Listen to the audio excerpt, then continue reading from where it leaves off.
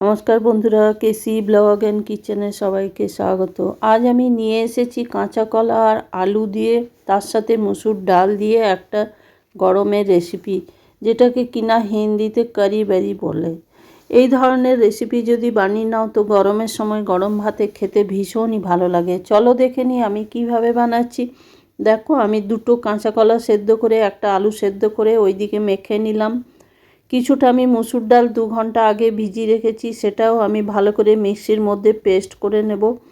পেস্টটা দেখো খুব ফাইন পেস্ট হবে না, একটু দানা দানা থাকবে, তাহলেই কিন্তু বড়িগুলো ভালো হয়। তারপর ওই মসুর ডালের পেস্টের মধ্যে আমি কাঁচা কলার যে মাখাটা সেটার সাথে মিশিয়ে দিলাম। মিশিয়ে দেওয়ার পর নুন, একটু গোটা জিরের গুঁড়ো, হলুদ গুঁড়ো আর কিছুটা ধনেপাতা মাখিয়ে আমি ওই মাখাটা করে নেব। দেখো এই রকম হবে, তাহলে কি হবে, এই ধরনের বড়াগুলো বানাতে ভীষণ সুবিধা হয়। তারপরে দেখো একটা কড়াই চড়িয়ে আমি তার মধ্যে সর্ষের তেল দিলাম। সর্ষের তেল দিয়ে দেওয়ার পর ছোট ছোট বড়ার আকারে আমি এগুলোকে ভেজে নিলাম। এটা কিন্তু নিরামিষ দিনেও তোমরা খেয়ে নিতে পারো, খেতে ভীষণ ভালো লাগে। আর এটা ঝাড়খণ্ড বা বিহারের প্রসিদ্ধ একটা রান্না। এটা আমরাও বানিয়ে থাকি, আমাদেরও ভীষণ ভালো লাগে। তোমরাও একদিন আমার মতো করে ট্রাই করে দেখো, খেতে অসম্ভব ভালো লাগে। আর এখন তো গরম পড়েই গেছে, একটুখানি দই হলেই, এটা দই দিয়েই আমি বানাবো। তারপর দেখো বড়াগুলো আমি সবগুলো একটা একটা করে ভেজে তুলে নিলাম, সমস্ত বড়াগুলো। দেখো আমার বড়াগুলো ভাজা হয়ে গেছে, ভাজা হয়ে রেখে দিলাম। তারপরে এই দিকে দেখো বাটিতে কিছুটা আমি টক দই নিয়েছি। খুব ফ্রেশ দই হবে না আর খুব টক দইও হবে না, মাঝামাঝি দই নিতে হবে। তার সাথে আমি ছোট চামচে 4 চামচ আমি এর মধ্যে বেসন দিয়ে দিলাম। বেসন দিয়ে দেওয়ার পর ওই দইটার মধ্যে আমি ভালো করে ঘেঁটে একটা ব্যাটার তৈরি করে নেব। একদম ভালো করে দইটাকে ব্যাটার করে নিতে হবে, তার যেন ওইটার মধ্যে কোনো রকম দইয়ের দানা বা বেসনের দানা দানা না থাকে।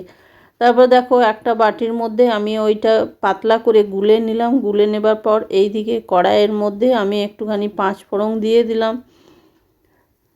5 ফোড়নের সঙ্গে আমার গোটা জিরেও আছে, সেটাও আমি দিয়ে ওই যে আমি দই আর বেসনের গোলাটা করে রেখেছি সেটা আমি দিয়ে দেবো।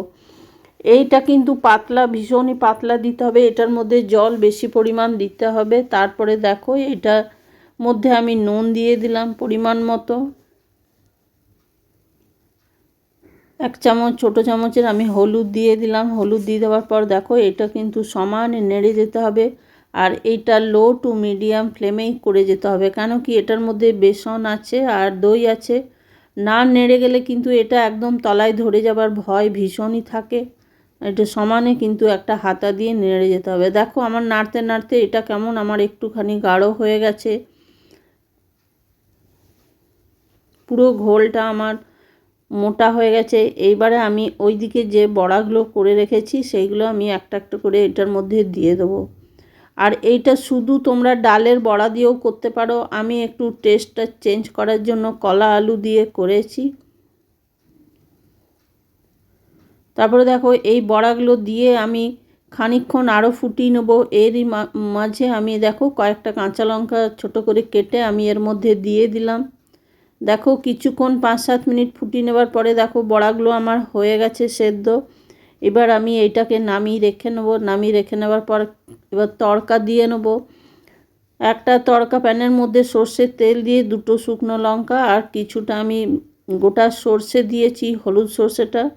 তারপরে এটা গরম হয়ে যাওয়া পর্যন্ত আমি একটুখানি আঁচের মধ্যেই রেখে দেব।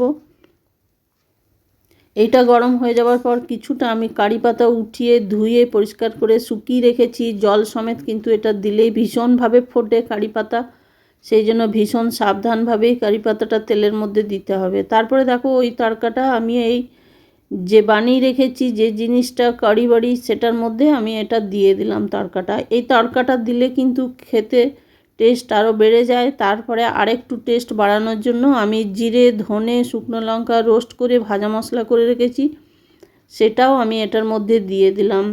তবে এটা নামানোর পরেই আমি ভাজা মশলাটা দিয়েছি বা তরকাটা দিয়েছি। তারপরে দেখো কিছুক্ষণ আমি স্ট্যান্ডিং টাইমে রেখে দিলাম। রেখে দেওয়ার পর একটা বাটির মধ্যে আমি এটাকে ঢেলে দিলাম। আমার রেসিপি যদি ভালো লেগে থাকে তাহলে লাইক, শেয়ার ও কমেন্ট করার অনুরোধ রইল। নতুন বন্ধুদের সাবস্ক্রাইব করার অনুরোধ রইল। তোমরা ভালো থেকো, সুস্থ থেকো। ফিরে আসছি পরের কোনো রেসিপি নিয়ে। ধন্যবাদ।